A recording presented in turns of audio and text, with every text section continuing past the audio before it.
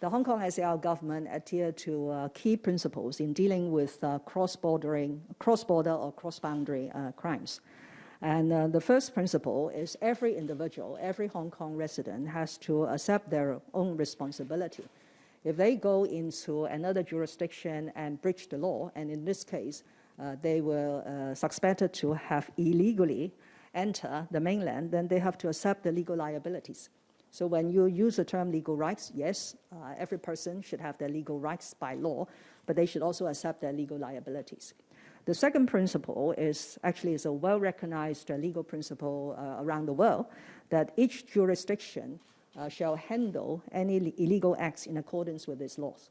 So since these suspected offenders are caught in the mainland for breaching a mainland law, then of course they will be subject to the mainland jurisdiction and the law enforcement rules thereat. But the third principle is no matter what, regardless of his or her background, the Hong Kong SAR government will provide the needed and feasible assistance to every individual, every Hong Kong resident who is suspected of breaching the law outside Hong Kong. And we are following this principle by contacting the relatives of the arrested and providing the needed assistance through our immigration department as well as our Guangdong Economic and Trade Office.